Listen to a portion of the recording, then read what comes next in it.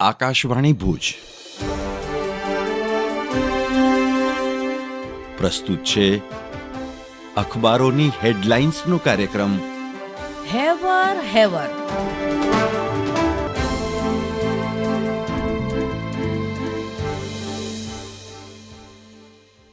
નમસ્કાર, હું કેવિન સોની. કચ્છ મિત્રના પહેલા પાને સમાચાર છે. વીમા પ્રીમિયમ સસ્તા થશે, જીએસટી ઘટશે. જીએસટી કાઉન્સિલની બેઠકમાં સહમતિ.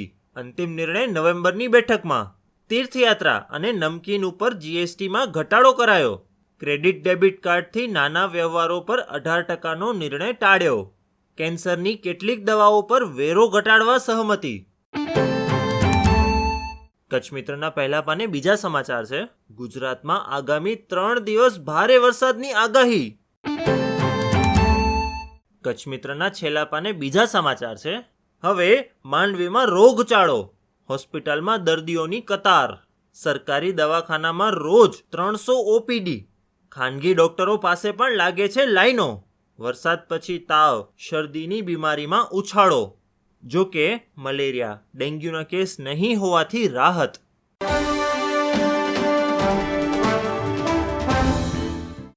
હું શ્વેતા સુથાર. ગુજરાત સમાચારના અંદરના પાને વ્યાપારના સમાચાર છે. મેઇન બોર્ડની જેમ જ એસએમઈ આઈપીઓનું વિક્રમી લિસ્ટિંગ. નિયમનકારી ચિંતાઓની વચ્ચે એસએમઈ કંપનીઓના શેરોમાં સરેરાશ લિસ્ટિંગ નફો બમણો થઈને 72% પાર. અન્ય એક સમાચારમાં ગુજરાતમાં 4 વર્ષનો સૌથી વધુ 122.21% વરસાદ. 27 જિલ્લામાં 100%થી વધુ વરસાદ નોંધાયો. ગુજરાત સમાચારના અંદરના પાને સ્પોર્ટ્સના સમાચાર છે. રોનાલ્ડોનો મેજિકલ ગોલ. પોર્ટુગલે સ્કોટલેન્ડને પરાજય આપ્યો. બંને ટીમ 1-1થી બરાબર હતી ત્યારે રોનાલ્ડોનો 88મી મિનિટમાં ગોલ. રોનાલ્ડો મેચની આખરી મિનિટોમાં સબસ્ટિટ્યૂટ તરીકે મેદાનમાં ઉતર્યો હતો. હું મનોજ સોની. દિવ્ય ભાસ્કરની હેડલાઇન છે કે નીટમાં ચીટ. ગોધરામાં 5 વર્ષથી કૌભાંડીઓ પરીક્ષામાં સારો રેન્ક અપાવવા ₹50 કરોડનો વેપાર કરતા હતા. રાજ્ય બહારના 16 સહિત 30 વિદ્યાર્થીને પાસ કરાવવાનું કાવતરું રચાયું હતું. સીબીઆઈએ આક્ષેપો સાથેની અરજી પણ કોર્ટમાં રજૂ કરી. અન્ય એક સમાચારમાં આઈફોન 16 લોન્ચ. ભારતમાં આગામી 20મી સપ્ટેમ્બર સુધીમાં ઉપલબ્ધ થશે એવી શક્યતા. આઈફોન 16 એપલ ઇન્ટેલિજન્સથી સજ્જ. કેમેરા, કંટ્રોલ અને એક્શન બટન પણ છે. દિવ્ય ભાસ્કરના ભુજ ફ્રન્ટ પેજ પર સમાચાર છે કે 180 કરોડના ખર્ચે તૈયાર થતા ભુજ રેલવે સ્ટેશનનું 60% કામ પૂર્ણ. 6 મહિનામાં થશે તૈયાર.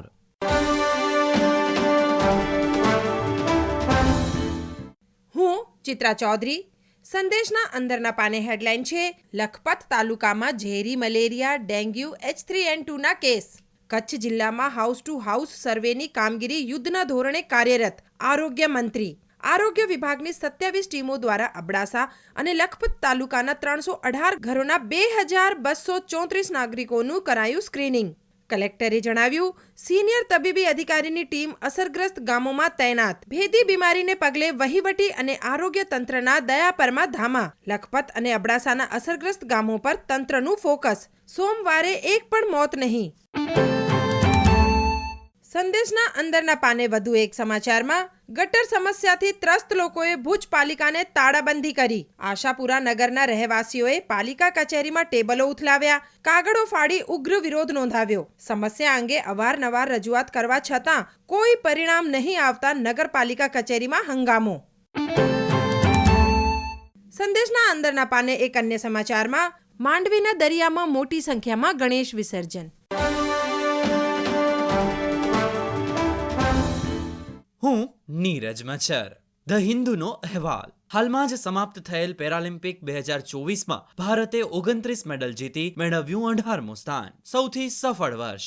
હવે એક નજર છેલ્લા કેટલાક વર્ષોના આંકડાઓ પર કરીએ. વર્ષ 1972માં 1 ગોલ્ડ, 1984માં 2 સિલ્વર અને 2 બ્રોન્ઝ, 2004માં 1 ગોલ્ડ અને 1 બ્રોન્ઝ, 2012માં 1 સિલ્વર, 2016માં 2 ગોલ્ડ, 1 સિલ્વર અને 1 બ્રોન્ઝ, 2021માં 5 ગોલ્ડ, 8 સિલ્વર અને 6 બ્રોન્ઝ, જ્યારે 2024માં સૌથી વધુ 7 ગોલ્ડ, 9 સિલ્વર અને 13 બ્રોન્ઝ એમ કુલ 29 મેડલ ભારતના નામે કરી સર્જ્યો ઇતિહાસ. આશરે છેલ્લા 50 વર્ષોમાં ભારતના નામે 60 મેડલ, એથ્લેટિક્સમાં સૌથી વધુ 35 મેડલ, બેડમિન્ટનમાં 9, શૂટિંગમાં 9, આર્ચરીમાં 3, જ્યારે સ્વિમિંગ, ટેબલ ટેનિસ, જુડો અને પાવર લિફ્ટિંગમાં 1. વર્ષ 1960, 1964, 1976 અને 1980માં તો ભારતે ભાગ જ નહોતો લીધો. આ વર્ષે ખેલાડીઓની સંખ્યામાં પણ વધારો જોવા મળ્યો. વર્ષ 2016માં 19 ખેલાડીઓ, 2021માં 54, જ્યારે 2024માં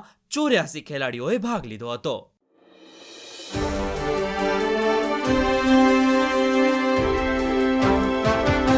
અખબારોની હેડલાઇન્સનો કાર્યક્રમ હેવર હેવર